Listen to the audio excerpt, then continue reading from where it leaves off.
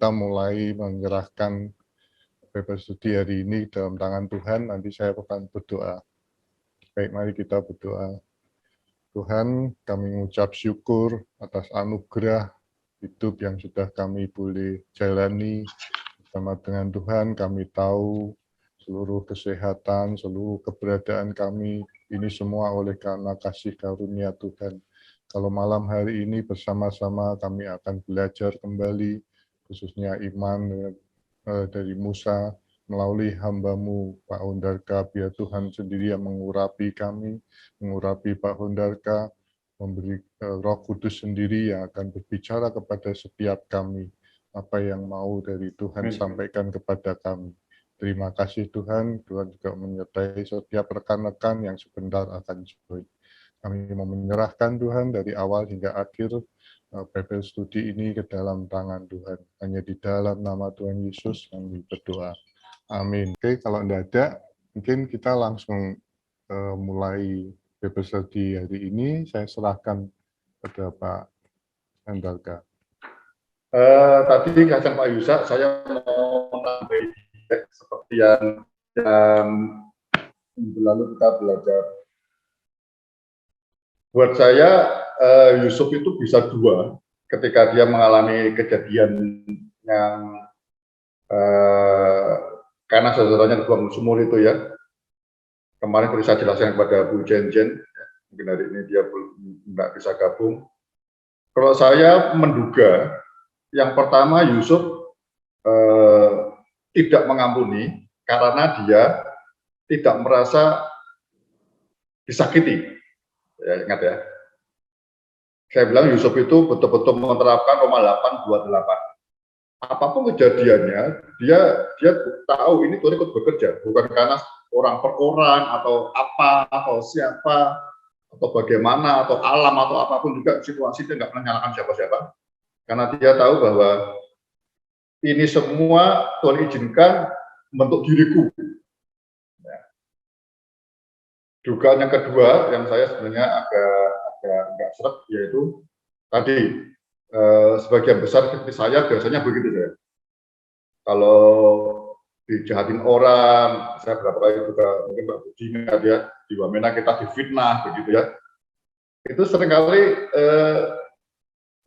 saya memberitahu teman-teman yang lain waktu itu juga, yuk kita ngampuni yuk.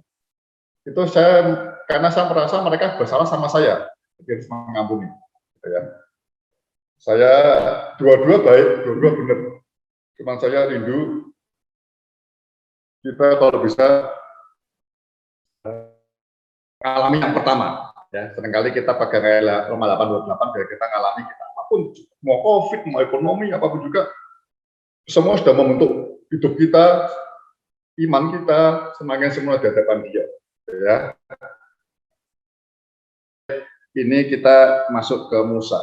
Musa ini salah satu nabi terbesar pertama, karena Yesus waktu di suatu bukit itu dia berjumpa dengan Musa dan Elia. Ya. Musa ini betul-betul Musa karena Tuhan lewat Musa memberikan hukum Taurat. Ya.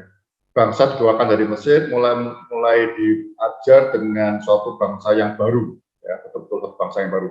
Walaupun Yusuf ngomong di kejadian terakhir, ya, dia cerita baru saudaranya datang, aku ini Tuhan pelihara, bukan karena Tuhan yang bawa aku ke Mesir, karena Tuhan ingin memelihara suatu bangsa. Bangsanya waktu itu cuma 70 orang. Yang bersama anak-anak yang masuk 70 orang. Tapi dia itu akan jadi bangsa yang besar. Nah, Musa ini betul-betul membebaskan, menyelamatkan. Ya, untuk itu saya mau kasih temanya Musa, kita mau belajar, saya kasih tema, iman yang menyelamatkan suatu bangsa. Ya, malam ini kita mau belajar iman seperti imannya Musa, supaya iman kita bukan mempengaruhi hidup kita, toh ini selamat, bukan hanya mempengaruhi keluarga kita, tetangga kita, tapi iman kita mempengaruhi suatu bangsa. Iman kita menyelamatkan satu bangsa, membebaskan suatu bangsa, ya. Yesus juga bilang gitu kan, Roma 8 di Matius 28, pergilah kamu ke seluruh bangsa. Jadi goal targetnya sebenarnya Injil Kerajaan Allah berkat Abraham itu sama. Jadi berkat buat banyak bangsa, ya. Itu penting, ya. Iman seperti Musa yang bisa menyelamatkan suatu bangsa yang besar. Ya. Jadi kembali Musa itu menyelamatkan suatu bangsa yang besar. Nubuatannya yang disampaikan Pak Yusak beberapa kali kita sudah belajar di chapter 15. Tuhan sedang ngomong sama Abraham, engkau akan keluar, ya, lalu tinggal di suatu bangsa yang akan menjajah engkau, kira-kira begitu, selama 400 tahun. Kalau mau dihitung tepatnya antara Yakub masuk ke Mesir, yaitu kira-kira tahun 1876, ya. Lalu pas saatnya bangsa Israel keluar dari Mesir dengan Musa, itu 1446, kira-kira 430 tahun persis. Dari Yakub Israel masuk ke Mesir, jadi bangsa yang lebih besar dari bangsa Mesir, dijajah karena Firaun yang baru tidak tahu ceritanya Yusuf, tapi mengkhawatirkan Firaun karena ini bertambah banyak, gitu ya. Bertambah banyak sehingga dijadikan kerja paksa di Ramses untuk membuat piramid, begitu kira-kira. Persis nanti Musa keluar ke padang gurun, jalan itu persis 430 tahun. Bangsa yang besar. Yang kedua, Yusuf ketemu dengan Elia. Elia itu kan Elia nabi yang ketika moralnya rusak, takut sama Dewa Baal itu, Musa memulihkan imannya kembali. Yusuf ketemu dua orang, ya.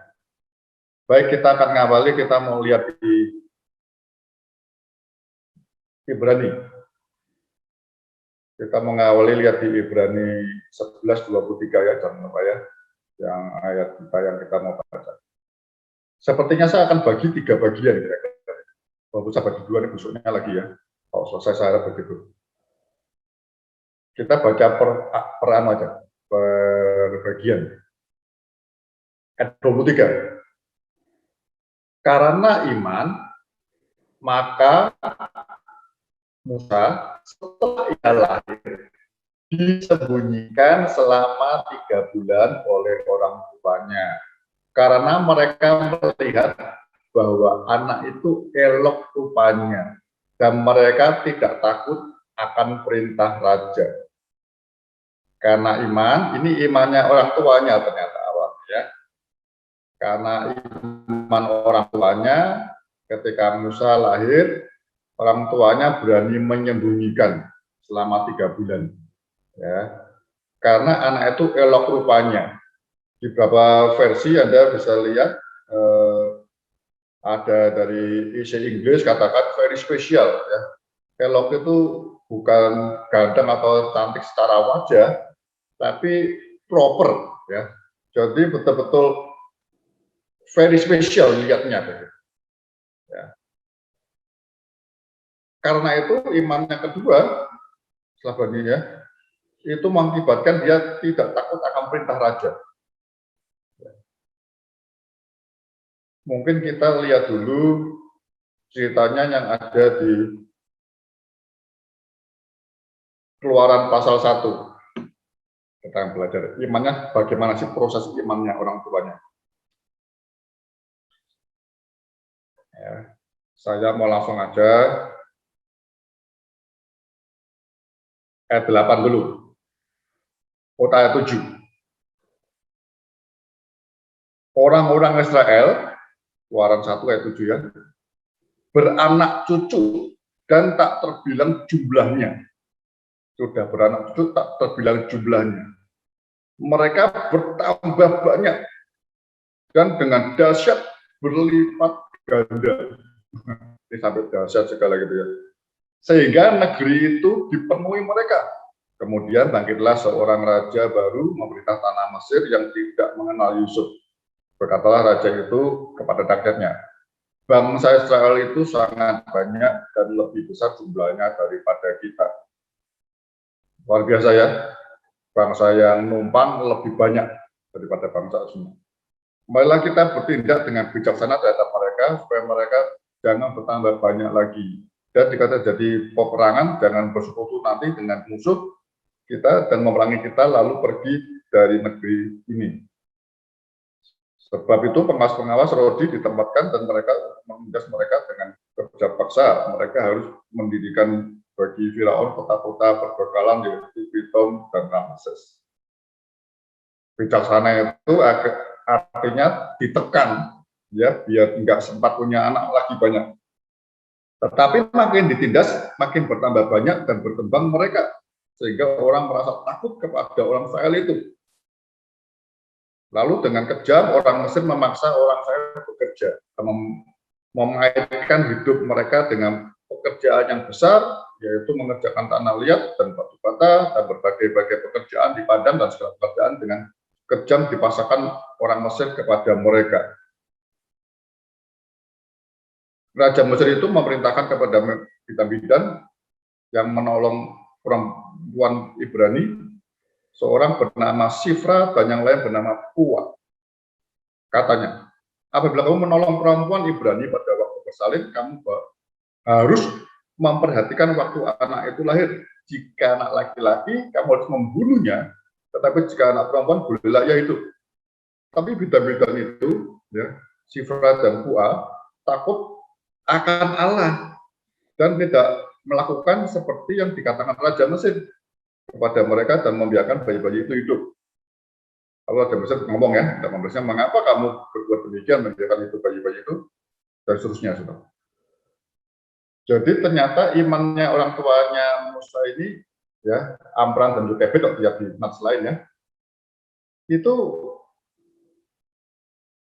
muncul dari lihat imannya bidan-bidan ini, Sifra dan Pua.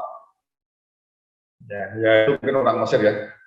Dia justru diperintahkan sama raja, diancam kalau ada anak laki-laki itu harus dibunuh. Tapi dua bidan ini takut akan Allah. Nah, saya mau ngomong satu. Iman yang benar itu dasarnya selalu takut akan Allah. Saya pernah ngomong dia. Iman itu kebalikannya mesti biar kuat iman kita takut akan Allah yang muncul. Ya. Sehingga ketika takut akan Allah, itu artinya apa? Dia kalau tidak takut oleh apapun juga, termasuk ancaman atau bahkan aniaya. Orang tuanya lihat itu, saya percaya itu. Ya. Singkat cerita, kita masuk pasal 2. Musa lahir dan diselamatkan. Seorang laki-laki dari keluarga Lewi kawin dengan seorang perempuan Lewi. Lalu mengandunglah ia dan melahirkan seorang anak laki-laki. Ketika dilihatnya bahwa anak itu cantik, sama harusnya bahasanya ya, top ya. Top itu unggul, itu best atau yang terbaik ya. Disembunyikannya 3 bulan lamanya.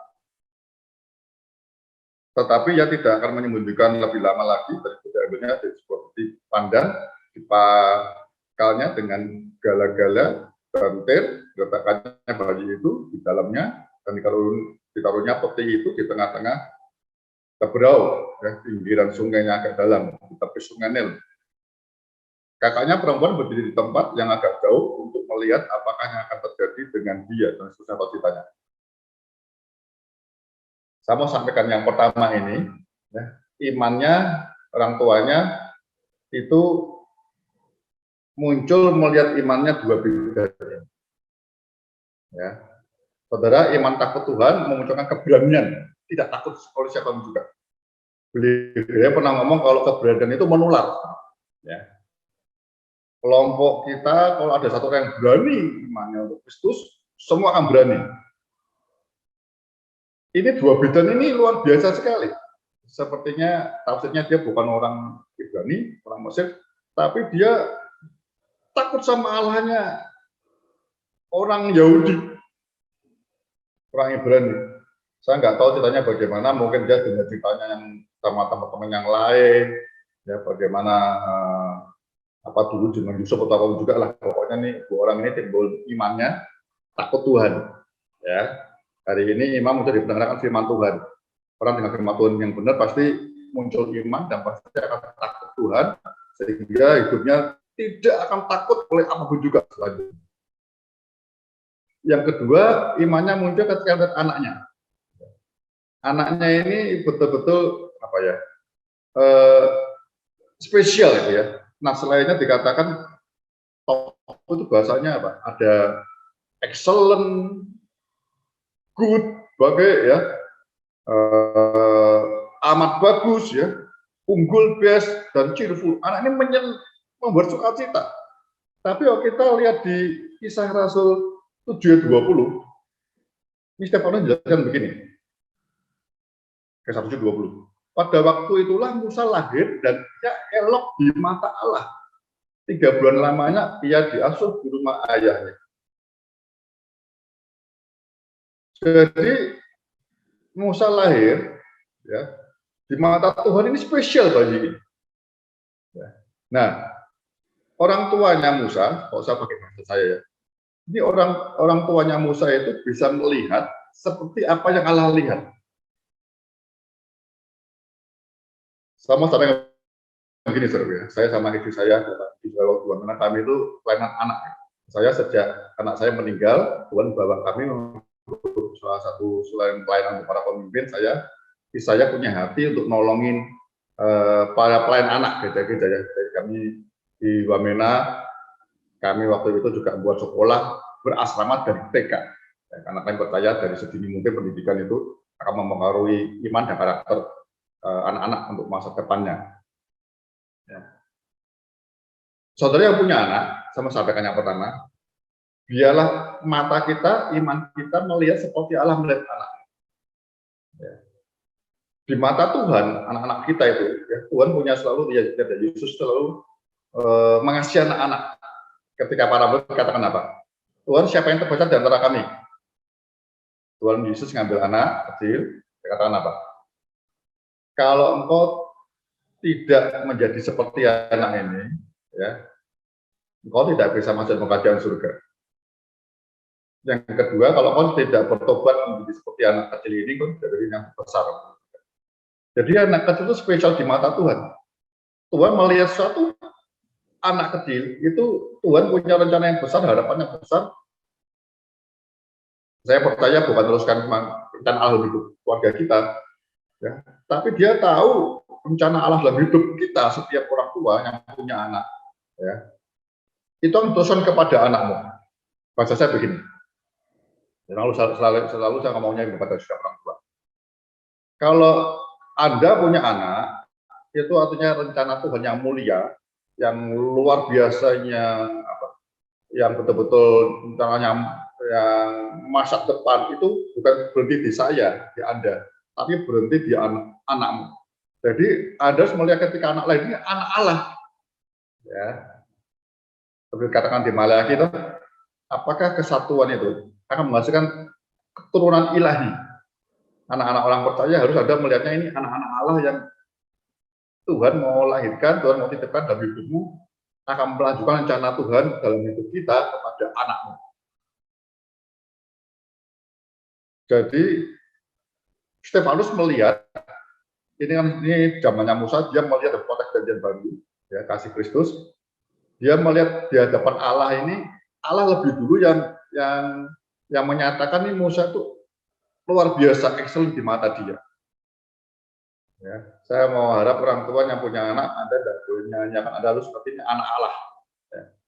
Jadi rencana Allah yang mulia dalam keluargamu itu akan turun di anakmu. Ya, untuk itu Anda harus berani seperti orang tuanya Musa, melindungi. Kakaknya Musa akhirnya juga setelah 3 bulan dia menjaga dari jauh. Ini orang-orang yang turut berperan awalnya ya, selain 2 bidang, kedua orang tua, papa mamanya, bapak ibunya, juga kakaknya berperan. Ya. Iman-iman yang sejak awal sudah menunjukkan iman kepada Tuhan dan mengasihi anak ini. Ya, berani. Ya, semua dibunuh dia tidak. Yang kedua saya mau ngomong begini, saudara. Anda ingat zaman Yesus lahir juga ya. Jadi anak-anak, saya mau katakan gini, setiap orang tua harusnya belajar ketika Anda punya anak, situasi apapun juga ya, Anda nggak boleh punya alasan untuk misalnya kurang mendidik anak, menyekolahkan asal-asalan, ngasih makan asal-asalan, nggak boleh. Itu bisa dosa besar. Ya. Jadi anak yang terbaik lebih baik kita yang orang tua Musa, dia yang berani berkorban. Oh ditangkap ya saya. Jadi orang tua itu harus berani mengorbankan segalanya demi anak yang terbaik buat anak. Keluarga itu dididik. Seorang kakak seperti Maryam, kakaknya paling tua, dia juga melindungi Musa. Dia dari jauh lihat apakah ada buaya atau apa toh. Dia di posisi yang khusus cepat bisa nolong kalau ada orang. Akhirnya visualisasinya ya. Maryam itu berdiri di titik tertentu yang bisa melihat target itu, menembak. Jadi ada apa dia cepat turun itu. Ya. Dia ngamati, saya nggak tahu tuh di pertama, kedua ya. Nggak langsung, mungkin sore pulang lagi sama dia. Pulang ya. Tapi dilepasin lagi, ya ditunggu. Pas rebound, mandi baru ketahuan. Ya, saudara, ini yang pertama. Ya, kita mau belajar bagaimana iman itu muncul ketika kita punya keturunan. Ya. Kita muncul punya keturunan, kita tahu pasti, kita katakan ini Tuhan ilahi yang membentukmu, jadi kita memunculkan harapan yang baru. Kita muncul iman, ini akan menjadikan kesukacitaaan buat keluarga kami. Anak kami itu akan mendatangkan kemuliaan nantinya. Jadi ada betul-betul orang tuanya si Musa ini harus memberi betul-betul yang terbaik untuk anaknya. Ya, kalau Anda yang nggak punya anak seperti saya, kami pelayanan anak khusus ya. Pelayanan anak khusus, kami juga punya yang terbaik. Kita ngajak kepada orang tua, ini loh, kami aja nggak dikasih anak, anak. Anda dikasih anak, hati-hati, jangan menyanyiakan. Tuhan bilang kan, Yesus,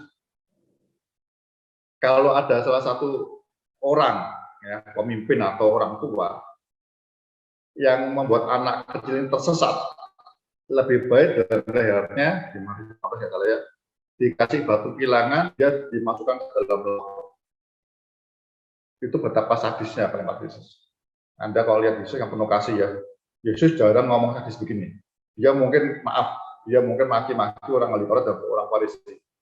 Kamu munafik seperti kuburan, ya.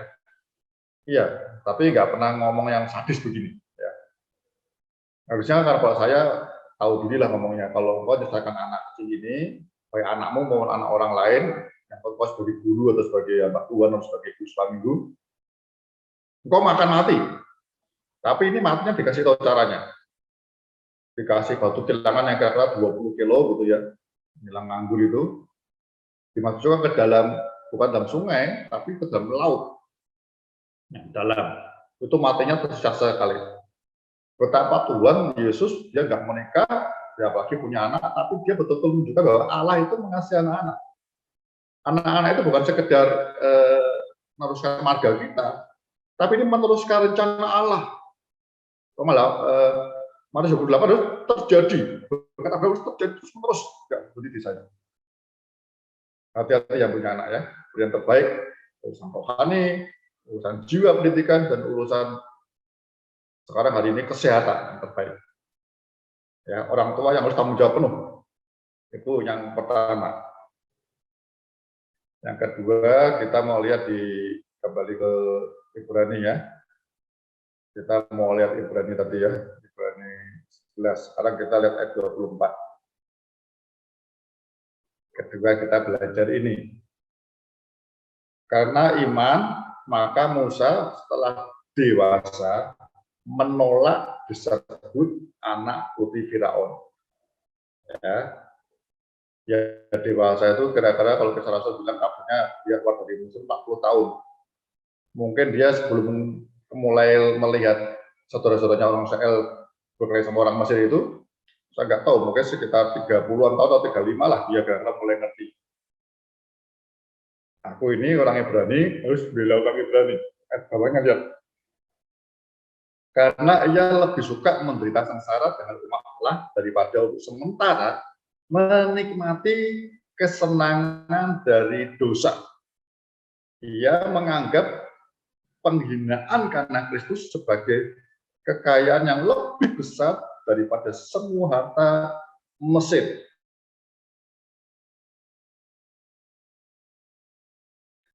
Jadi kalau saya kira-kira umur 35 gitu, dia semakin lihat orang-orang Ibrani ditindas ya. dia tahu ini bangsanya, ya, dia mulai nggak seneng disebut anak Firaun, ya, putri Firaun. Ya. Dia mulai menolak, ya, mulai kalau lihat ceritanya kita lihat nanti ya di di pasal 2 tadi, ya, di Keluaran pasal 2, dia mau usaha sendiri membela bangsanya, ya, ditindas, ya. Orang Ibrani ribut sama orang Mesir, dia membela orang Mesir dibunuh. Dia mikir dengan caranya, dengan cara Tuhan, caranya dia bisa orang-orang Ibrani bisa berterima kasih dan mungkin ngangkat dia sebagai pimpinan. Kedua, dia lihat lagi orang sama Israel, Ibrani sama Ibrani berkelahi, dia misahin. Nah, orang Ibrani tak ngomong, siapa yang ngangkat sebagai pemimpin? Apakah kamu mau bunuh di antara kami salah satu ini? Enggak. Dia takut, berarti semua orang sudah tahu kalau dia bunuh orang. Dia lari. Ya. Tapi yang saya mau sampaikan begini, kita belajar dua hal yang membuat dia tidak mau dengan imannya, ya, dia tidak mau disebut anak putri Firaun tinggal di Mesir karena dia tahu, karena ia lebih suka menderita sengsara dengan umat Allah daripada untuk sementara menikmati kesenangan dari dosa. Saya ini coba berdoa ya berapa hari renungan ini. Imannya yang bisa membuat ini, karena iman ini Musa bisa melihat, ya, bahwa kenikmatan tinggal di Mesir bersama Firaun ini, ya, itu merupakan dosa. Hati ya, saya ngomongnya hati-hati, berapa. Karena iman dulu. Karena iman artinya karena dia dengan ini nggak firman Tuhan yang Anda nikmati hari ini, hati-hati. Kalau Anda ini yang bukan dari Tuhan, Anda akan ngerti. Ini pasti membuat kita ngerti ini dosa. Ini bukan timbal balik. Sehingga ia lebih suka menderita sengsara dengan umat Allah. Lihat ya. Jadi dia bisa meninggalkan kenyamanan. Sekarang ini lebih keras nih. Kenyamanannya ini, ya, kalau dia nikmati sendiri, dia tidak berbagi dengan saudaranya. Hari ini saudaranya konteksnya gereja, saudara seiman Kristus, ya, itu berarti dosa. Saya mau kasih beberapa ayat tentang masalah sengsara ini ya, saudara.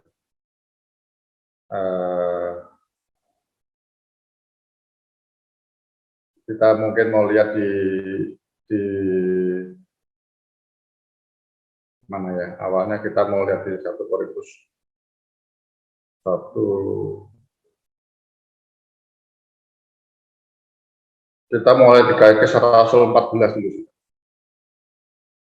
Kisah Rasul 14 ayat 22.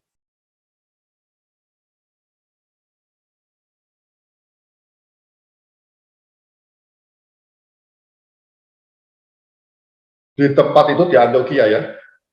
Di tempat itu mereka, ya, Paulus dan Barnabas ya, menguatkan hati murid-murid itu dan menasihati mereka supaya mereka bertekun dalam iman. Dan mengatakan bahwa untuk masuk dalam kerajaan Allah, kita harus mengalami banyak sengsara.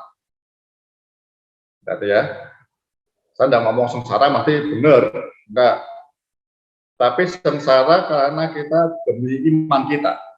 Ya, iman diberhadapkan ke kenikmatan sesaat, ya, tidak mau berbagi dengan yang lain, itu bisa dosa. Ya. Jadi iman yang benar dikasih tahu oleh Paulus dan Barnabas, memang masuk surga itu kalau banyak sengsara. Nah, ini hal diomong pada jemaat di Antioquia. Kita lihat lagi.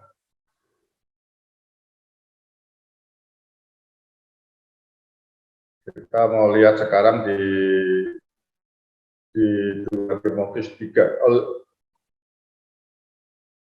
Roma 5 ayat 3. Roma 5.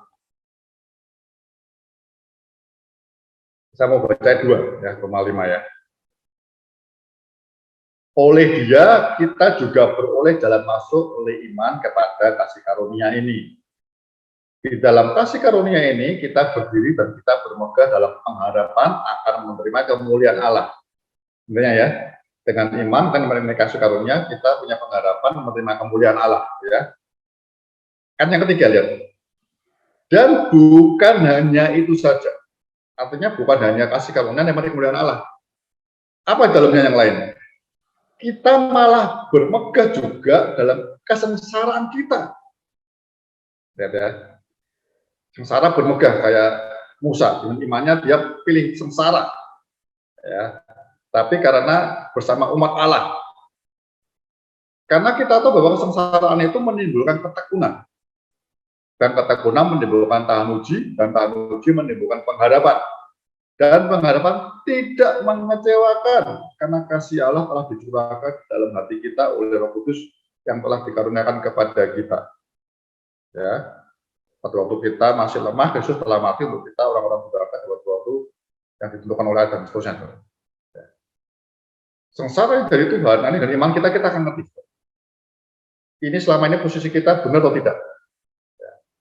Saya mau sampaikan hadapan saya ketika Anda dengan iman yang benar, Tuhan singkapkan suatu kebenaran, firman Tuhan atau pewahyuan atau mimpi ataupun juga ya, berpeganglah kepada firman Tuhan. Banyak orang tidak, mana kita baca ya, untuk masuk zona iman dari Ibrani itu kita ditarik dari zona nyaman. Ya. Abraham menunjukkan itu. Tapi kalau Musa tidak, dia belajar dengan imannya muncul pengetahuan dia dari nggak tahu sebenarnya dari mana, dia percaya Tuhan sehingga dia melihat ini suku Ibrani ini, bangsa Ibrani ini sedang ditindas, aku kok enak sendiri nih bagi yang lain, ya. Kemudian dia merasa ini bisa dosa. Kita coba lihat di 2 Timotius 3 ayat 11.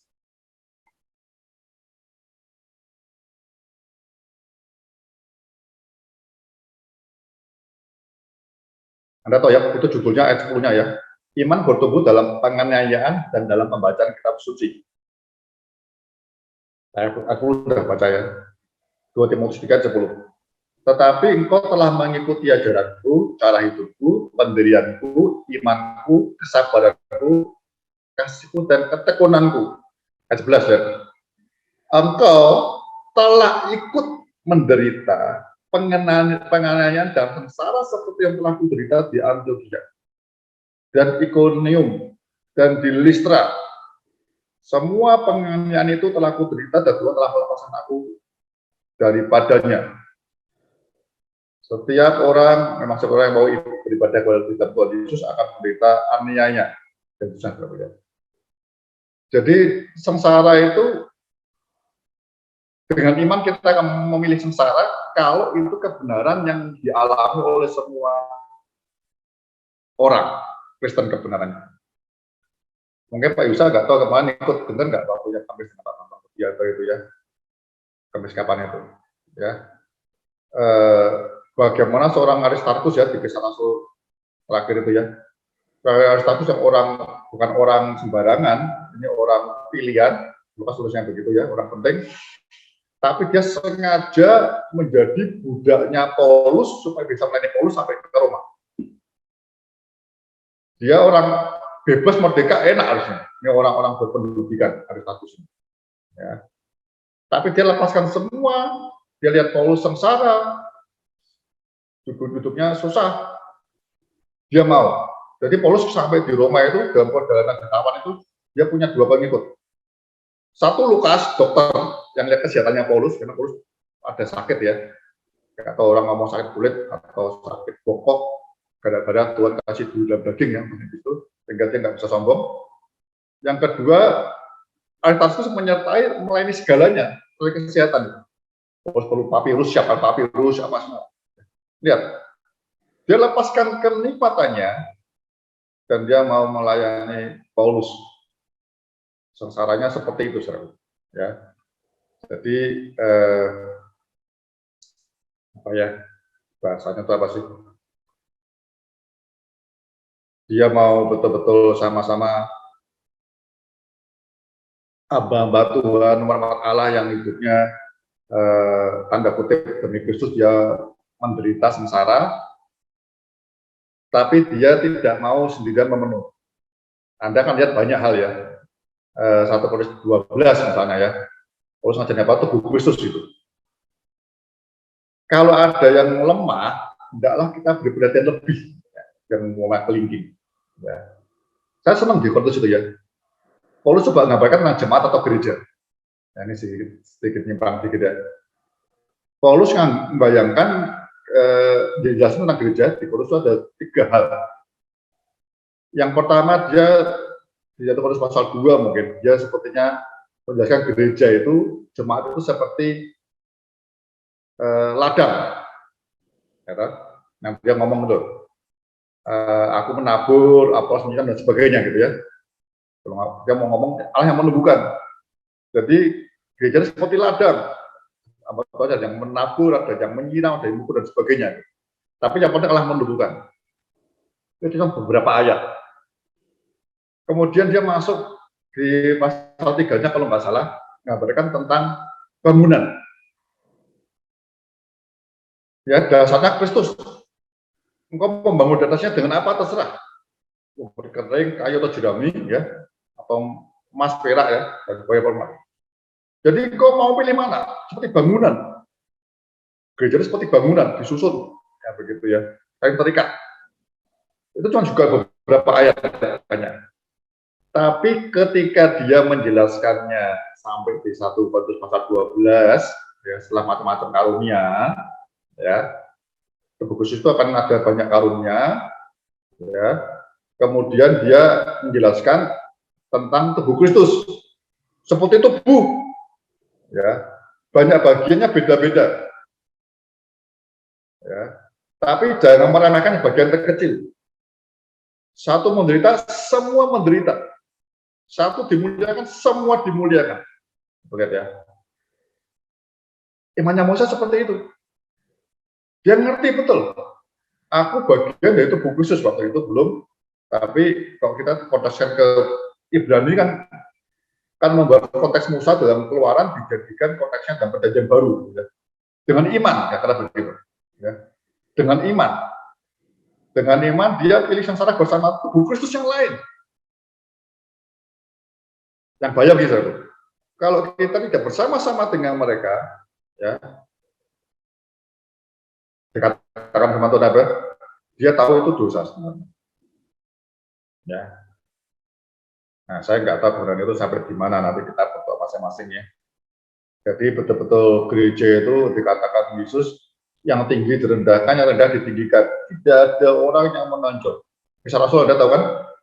Semua kepunyaan bersama, ya, yang punya lebih dibagikan kepada yang tidak punya, ya, lewat para rasul. Sehingga ada keseimbangan, ya. Supaya semua bertumbuh baik. Itu yang saya mau sharingkan, ya. Jadi yang pertama karena iman, ya, Musa baru meninggalkan kenikmatannya karena dia merasa dia ngerti betul dengan imannya dia. Kalau aku nikmati sendiri sedang umat Allah yang lain sengsara, itu dosa tadi. Yang berikutnya, kita kembali ke Ibrani 11. Sekarang ayat 26. Ia menganggap penghinaan karena Kristus ini di kontekskan ke Perjanjian Baru. Nah, Kristus belum ada, zaman Musa itu nggak ada. Tapi Perjanjian Baru nulis apa? Ibrani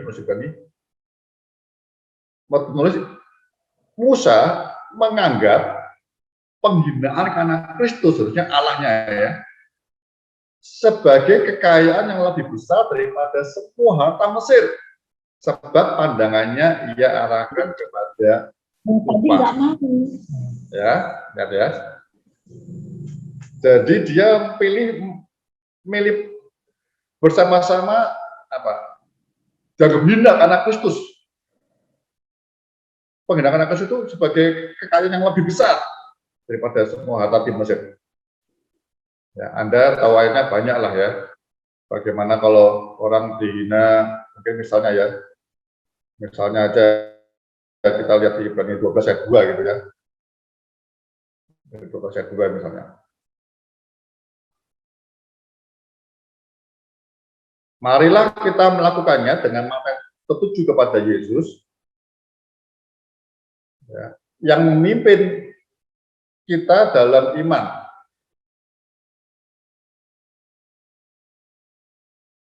Yang memimpin kita dalam iman. Dan yang membawa iman kita itu kepada kesempurnaan. Yang dengan mengabaikan kehinaan, tekun memikul salib ganti sukacita yang disediakan bagi dia yang akan duduk sebelah kanan tahta Allah. Dan terusnya ya. Dalam pergumulan kamu melawan dosa, kamu belum sampai menunjukkan darah. Ya. Jadi Ibrani menuliskan begitu. Jadi kita selalu belajar ikuti seperti Kristus. Ya. Orang yang pikul salib, juga katakan itu dianggap kehinaan. Ya. Dunia tidak bisa mengerti, orang pikul salib seperti apa. Saudara,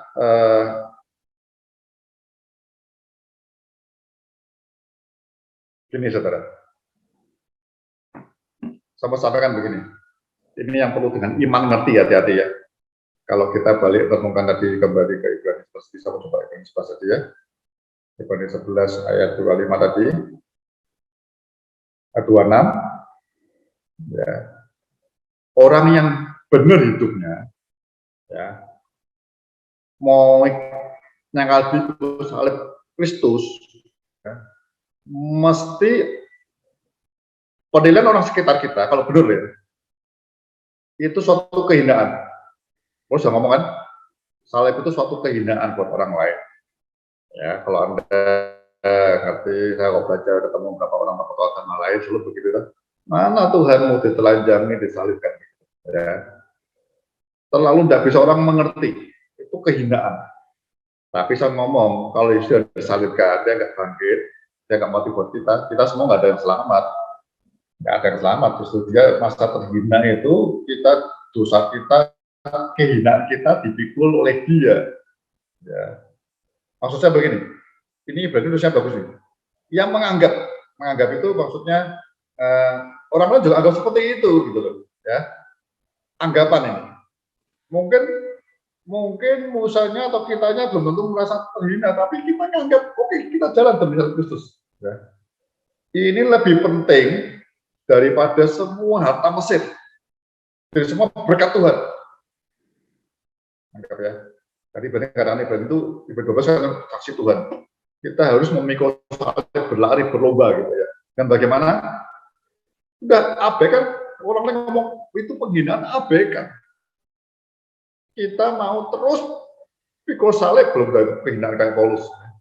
Tapi nanti ketika kita tekun kayak Musa ya, Anda lihat itu memang Tuhan ikut bekerja nih. Adanya bisa begitu ketika ini ya. Sebab pandangannya ia arahkan kepada upah. Anda tahu ya, Ibrani 1 ayat 11 itu ya.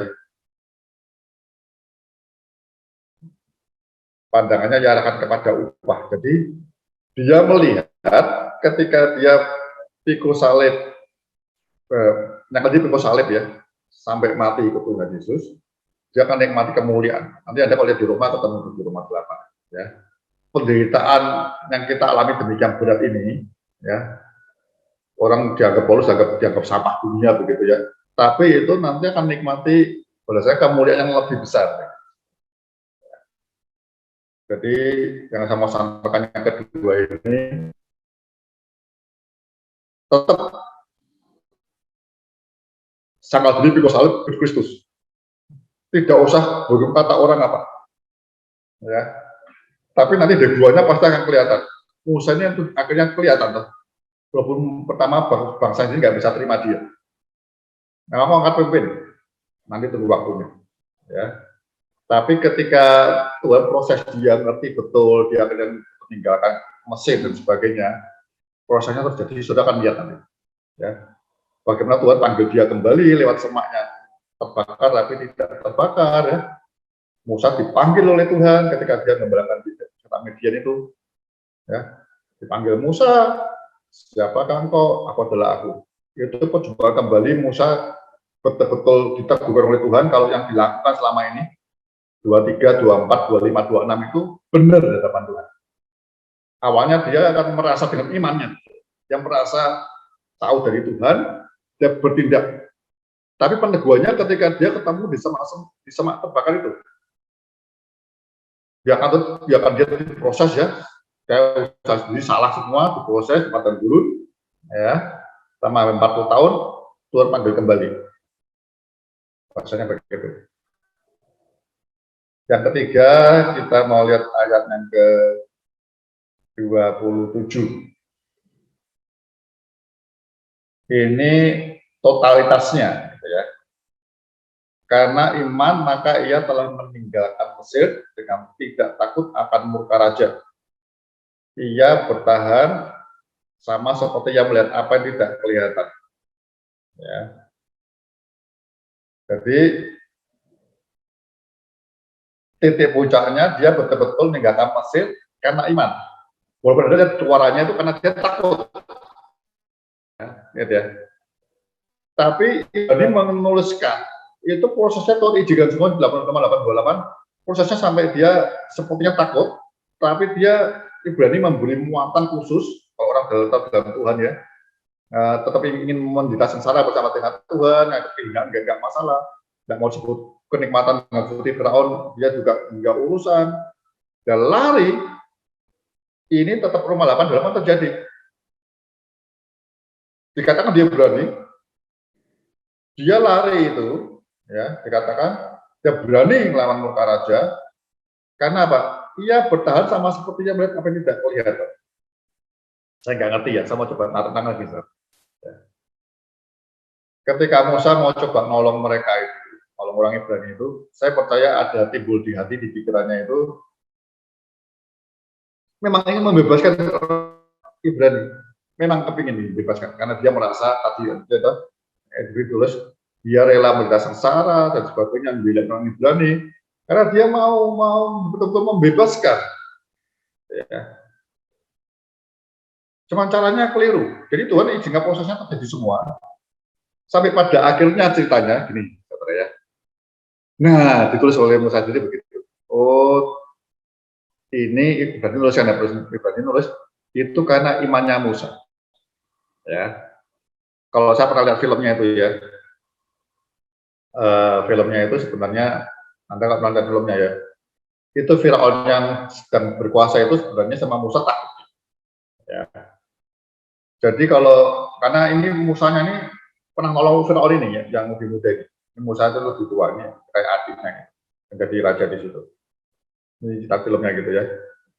Kemudian ketika beberapa kali peperangan ini Musa menolong ini Firaun ini mau kalah mau mati. Tapi beberapa kali Musa diselamatkan karena Musa lebih pintar perangnya, lebih pintar main pedangnya, lebih pintar pahit. Jadi Firaunnya tahu kalau Musa melawan dia takut. Ya, kalau sama putih Firaunnya membela dia, berkelahi itu pasti Firaun salah. Jadi Musa larinya itu menghindar, bukan takut, dia lebih jagoan sama Firaunnya ini, adiknya dalam itu. Ya, tapi dia lari, ya. Nah, ketika lari itu sebenarnya Tuhan untuk bekerja karena Tuhan mau luruskan, benerin. Iya, nanti aku juga mau pakai engkau gitu ya. Tapi nanti tunggu waktunya. Jadi itu diprosesnya 40 tahun di padang gurun jadi gembala. Itu betul-betul kebanggaannya dia tadi yang imannya tadi, betul-betul di perbuatannya. Dia betul-betul meninggalkan kenikmatan semuanya. Ya. Enak-enak di istana, tiba-tiba jadi gembala. Sulit, saya nggak pernah jadi gembala. Tidak pernah, tapi dia mau akhirnya. 40 tahun Anda bisa bayangkannya. Wow. Kalau nggak iman nggak mungkin bisa. Ya, nggak mungkin. Itu Tuhan penulis Ibrani nulis itu iman sebenarnya. Takutnya itu mungkin saat itu takut, tapi karena imannya dia terus bertahan. Yang baru dihadapi terus. Nah, Tuhan lakukan panggilannya ini sekarang kamu ke sini. Ini segini saudaraku. Ini kita sebenarnya bisa ngalami begini. Tahun 83 ketika saya tingkat 1 itu saya mewakili Satya Wacana, 4 orang kita ya, dari Perkantas Persekutuan Kampus di Satya Wacana. Saya waktu itu orang yang paling muda, tingkat 1, lainnya ada tingkat 3 atau tingkat 4 itu ya, ikut youth camp misi di I3 Batu Malang. Nggak tahu sekarang mungkin masih ada. Jadi di I3 Batu Malang itu waktu itu mungkin sekarang masih ada ya, camp pemuda misi gitu ya, camp misi untuk pemuda khusus. Itu bicaranya banyak dari badan misi, kemudian orang dalamnya juga ada Step Pentong, ada Pak Petafsi juga, beberapa orang. Ya. Saya waktu itu tertantang oleh cerita satu badan SIL ya, SIL itu ya, SIL sekarang arti daya mungkin jadinya ya, yang terjemahan Alkitab ke Irian, suku-suku di Irian. Ketika, ya mungkin saya pernah cerita ya, ketika saya tertantang begitu, saya langsung terbakar itu. Terbakar, saya maju, menyerahkan diri. Mungkin waktu itu yang membawa, karena saya ingat betul Ibu Nitya, ya, Ibu Nitya mungkin masih ingat saya ya. Bu Nitya yang angkat tangan di konseling satu-satu ya. Saya diundang ngomong-ngomong sendiri, saya bilang saya mau meninggalkan kuliah saya mau langsung ke Irian. Karena dibutuhkan betul-betul, nggak tahu, waktu dengan Irian itu saya terbakar dan saya mau nekat meninggalkan kuliah. Tapi ibu ini mungkin ya lebih dewasa, dia mungkin lebih peka soal Tuhan ya. Dia bilang, kamu lagi apa sekarang? Saya mahasiswa kuliah. Oh, selesaikan dulu kuliahmu. Ya, saya tunggu. Nanti tiap berapa bulan sekali ada literatur tentang SIL atau Kasaran Kadidaya, buletinnya saya kasih ke kamu. 8 panggilan Papua itu muncul. 8. Tapi saya ke pending 10 tahun. Ketika saya full time di Pesat tahun 91, Februari persis, ya. Saya 1890 saya kerja di Lampung, di Nanas saya tinggalkan, saya persis Januari gabung dengan Pesat, 3 tahun saya diutus ke Irian, 10 tahun prosesnya. Musa 40 tahun. Jadi kalau waktu itu saya nekat, itu pemimpinnya langsung mengizinkan saya mungkin hari ini tidak seperti hari ini ya, di Papua terus mungkin nggak tahu sudah mati atau apa. Sebenarnya begitu. Jadi mungkin kesalahan-kesalahan yang awal itu, tapi ketika sekian waktu itu ternyata proses kesempurnaan Tuhan menyempurnakan kita. Ya, proses bulan itu sekian tahun, berapa ratus tahun, ya berapa ribu tahun. Dia cerita tokoh iman Musa, dia mengasih muatan. Ini karena imannya Musa sebenarnya. Cuman imannya keliru dan nafsikannya. Sekian waktu Musa dipanggil Tuhan, lakukan. Musa, ini aku dengan semua jalan, supaya kamu meninggalkan semuanya. Sekarang kamu sudah sendirian, kamu nggak bisa apa-apa lagi. Aku mau pakai engkau, biar kamu sepenuhnya tergantung kepadaku. Buktinya apa, saudara? Musa nolak kan? Aduh Tuhan, lebih baik si Harun saja, jangan saya. Yang terus jagain, kira-kira saya nafsunya gini, ngomong saya ya, disederhanakan ya. Saya ini sudah terkontaminasi Mesir, kalau Anda lihat ke Sasul ketemu itu ya. Ini Musa itu sudah pikirnya semua ya, sudah pikiran dunia Mesir. Dia merasa kakaknya Harun lebih cocok karena dia terus dengan Tuhan, terus jaga rohaninya. Dia enggak. Dia sudah penuh pengetahuan Mesir dunia. Tuhan bilang, aku terpilih kau, kakakmu bisa bantu nanti. Jadi kepekaannya ini bisa lihat kakaknya atau apa penjelasannya. Aku ini nggak bisa ngomong, nggak apa-apa aku pakai kok. Ya. Saudara, latar belakang kita, segala hal yang kita lakukan di proses itu ya, salah mungkin salah atau tidak, sekolah Anda, masa lalu Anda, semua itu ya, yang berkaitan dengan proses Anda berjuang hidup, entah kuliah, entah belajar apa dulu, entah kerja apa, itu semua Tuhan akan kuduskan, berguna buat pelayanan. Itu memimpin kira-kira 2 juta orang. Kalau Harun malah nggak mungkin bisa. Kita Harun ketika buat lembu emas, dia pengawal takut dia tuh. Musa tidak. Jadi untuk orang yang tegak tengkuk begitu perlu orang-orang yang memang latar belakangnya Tuhan tetapkan dari dulu, yang ya punya latar belakangnya pemimpin kayak Musa. Gitu ya, saudara ya. Jadi kita belajar 3 hal tentang Musa ini. Lalu kita berikutnya ayat berikutnya dari 11 sampai berikutnya kita Paskah dan sebagainya kita akan lebih tepat. Baik, saya break dulu, stop dulu tanggung dengan Pak Andi untuk sesi tanya jawab. Ini udah hampir mau jam 10, mungkin udah selesai untuk PA Bible Study hari ini. Terima kasih banyak untuk Pak Undaka. Terima kasih Bapak Ibu yang sudah mengikuti. Sekali lagi, misalnya kita mau komitmen untuk mengikuti terus, nanti bisa share nomor WhatsApp supaya bisa kita masuk sama-sama di satu grup gitu. Oke, kita akan tutup Bible Study hari ini. Nanti saya minta tolong apa ya, Bu Cecil ya, mungkin doa ya. Ya. Bapak, kami mengucap syukur untuk malam ini, untuk firman yang sudah Tuhan bukakan, singkapkan, sehingga kami belajar dari hamba-Mu Musa, Tuhan. Terima kasih juga Tuhan untuk apa yang sudah Tuhan berikan pada kami sepanjang hari ini Tuhan, sehingga kami dapat mengikuti Bible Study ini. Kami juga mau berdoa untuk Pak Hondarka Tuhan, yang sudah membagikan firman-Mu pada kami.